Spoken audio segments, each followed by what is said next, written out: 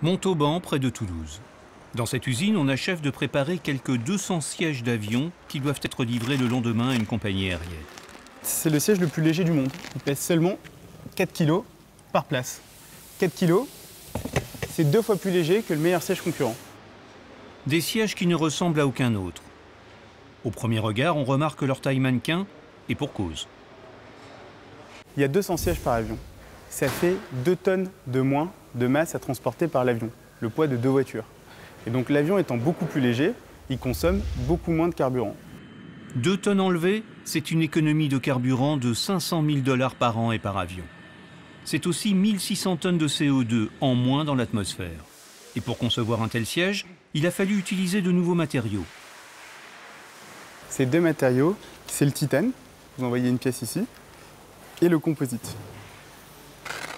Des matières parmi les plus légères et résistantes que l'on sait fabriquer aujourd'hui.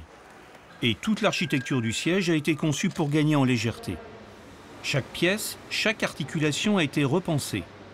Par exemple, fini le porte-journaux rajouté. Il est maintenant directement taillé dans le siège. Ça n'a l'air de rien, mais c'est comme cela qu'on gagne des kilos, gramme après gramme. Disparu aussi l'épais dossier. Dans les sièges d'avion traditionnels, on met une grosse plaque en métal à l'intérieur du siège. Mais pas ici. Sous ces housses, un tissu très complexe, gardé secret. À la fois souple et très résistant, il permet de remplacer le dossier rigide et lourd. Le siège est du coup plus fin et offre davantage de place pour les jambes. Son tissage très particulier permet même d'absorber les coups dans le dos. Un gain de poids et de confort, fruit de 4 années de recherche. On a voulu apporter le même niveau de technologie que l'on retrouve dans l'avion, dans les ailes, dans le moteur. On a voulu apporter cette technologie-là également dans les sièges. Parce que finalement, les sièges, c'est le plus important quand on est passager. Pour réduire la facture énergétique, le poids est un enjeu majeur dans l'aéronautique. Il le devient aussi dans l'industrie automobile. Là encore, le siège a un rôle à jouer. D'autant qu'il part de loin. Au départ, les sièges de voiture sont légers car simples et sans réglage. Mais avec les années, des innovations apparaissent. Par exemple, la Renault 18 et son siège inclinable. Les assises se perfectionnent jusqu'à devenir, dans les années 2000, avec ce siège de Velsatis, de véritables fauteuils de salon parfaitement ajustables.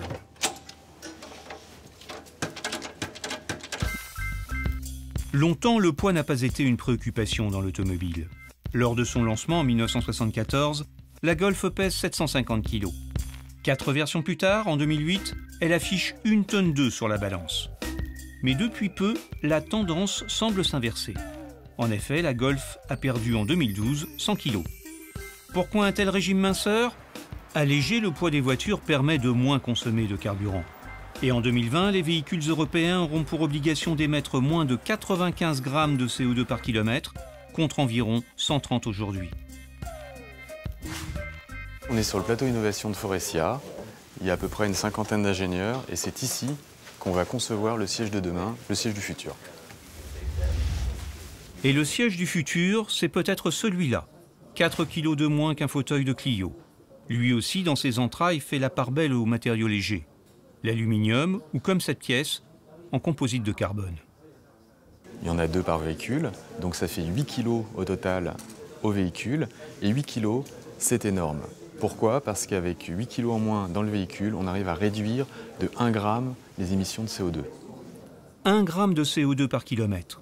Cela peut paraître dérisoire, mais quand la recherche de légèreté est appliquée à tout un véhicule, cela prend tout son sens. Voici la Renault Eolab.